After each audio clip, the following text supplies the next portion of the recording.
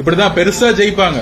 திமுக எப்பொழுதும் இரண்டாவது முறையாக ஜெயிச்ச சரித்திரம் கிடையாது. தமிழக வரலாற்றில் மக்கள் நம்பிக்கையை மிகப்பெரியவர்கள் இழப்பார்கள். அதே மாதிரி 48% 24% ஆனதுக்கான காரணம், வெற்றி பெறும் பொழுது நீங்கள் கொடுத்த உறுதி அதோடைய நேர்மைத்தன்மை இல்லாத பொழுது மக்கள் தூக்கி எறிவார்கள். இன்னைக்கு சமூக வலைதளங்கள்ல ஒரு வீடியோ பார்த்தேன், ஆதவ அர்ஜுன் அவர்களோட வீடியோ.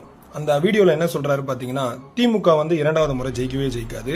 திமுக மக்கள் சொன்ன எந்த ஒரு விதமான கோரிக்கையும் நிறைவேற்றலன்று திரு ஆதவ அர்ஜுன் அவர்களே, நாங்க எந்த விதமான கோரிக்கையை நிறைவேற்றாம தான் 2024 நாங்க நாடாளுமன்ற உறுப்பினர் எலெக்ஷன்ல 40க்கு 40 ஜெயிச்சோமா? இரண்டாவது கேள்வி, நீங்க பிரசாந்த் கிஷோரோட இணைஞ்சதுக்கு அப்புறம் தான் நீங்க இந்த தோசியத்தை பார்க்க ஆரம்பிச்சிருக்கீங்க.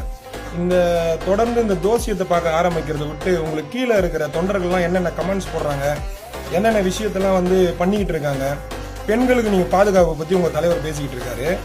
உங்க தலைவர் பேசின அந்த போஸ்ட் கீழே பெண்களோட உறுப்புகளை உங்களோட கட்சி தொண்டர்கள் தவறுதலா ஒருத்தர் ஒரு கமெண்ட் போட்டுட்டாங்கன்னு வச்சுங்களேன், அவங்களோட உறுப்புகளை பேசுறது, அவங்கள பத்தி தவறா சித்தரிக்கிறது. இன்னொன்னு, யாருன்னா ஒருத்தர் உங்க கட்சியில இருந்து உடனே வெளியே வந்துட்டாங்கன்னு வச்சுங்களேன், திமுக காரங்க எங்களுக்கு வேற வேலையே இல்லையா, எல்லாருமே உங்க கட்சியில இருந்து எங்க கட்சியில கூப்பிட்டு இருக்கணும்னு நினைச்சிட்டு இருக்கீங்களா? யாரையுமே நாங்க கூப்பிடல. உங்களோட கட்சியில என்னென்னலாம் நடக்குதுன்றத தெரிஞ்சுக்கிட்ட பிறகு ஆட்டோமேட்டிக்கா அவங்க வெளியே வந்துடுறாங்க. ஏன்னா ஆட்டோமேட்டிக்கா அவங்களுக்கு பிரெயின் இருக்கு, அவங்களுக்கு புரியுது, என்னடா இது, நம்ம இந்த மாதிரி ஒரு கட்சியில சேர்ந்துட்டோமே, இந்த கட்சியில இருக்கிற ஒருத்தருக்குமே ஒண்ணுமே தெரியலையே, இவங்க கட்சி நடத்தல, இவங்க ஒரு ஜஸ்ட் ஒரு டிராமா ஷோ நடத்திக்கிட்டு இருக்காங்கன்றது அவங்களுக்கு புரிஞ்சதுக்கு அப்புறம் தான் எங்க கட்சியில சேர்ந்துடுறாங்க.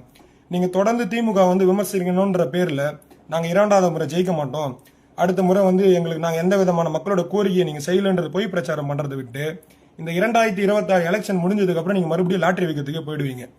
ஏன்னா நீங்க இதுக்கான வேலையை தான் நீங்க முழுசா பாத்துக்கிட்டு இருக்கீங்க. எந்த ஒரு கட்சியில நீங்க தொடர்ந்து நீங்க போனீங்கன்னு சொல்லுங்க, நீங்க எத்தனை எலெக்ஷனை நீங்க பாத்தீங்கன்னு சொல்லுங்க, அதுக்கப்புறம் நீங்க தோசியத்தை பார்க்கலாம். ஆதவ அர்ஜுன் அவர்களே, நீங்க மிகவும் ஒரு தவறுதலான கணிப்பையும் எங்களை ட்ரோல் பண்றதுல தான் உங்களோட செலவை நீங்க அழிக்கிறீங்களே கண்டி, நீங்க எந்த ஒரு விதமான உங்க அரசியலோட முன்னேற்றத்துக்கான பாதையில நீங்க எதுவுமே செல்ற மாதிரி எங்களுக்கு தெரியல. ஸோ இதோட இந்த மாதிரி வீடியோ போறதை நீங்க தவிர்க்கிறது மிகவும் நல்லதுன்னு நினைக்கிறேன்.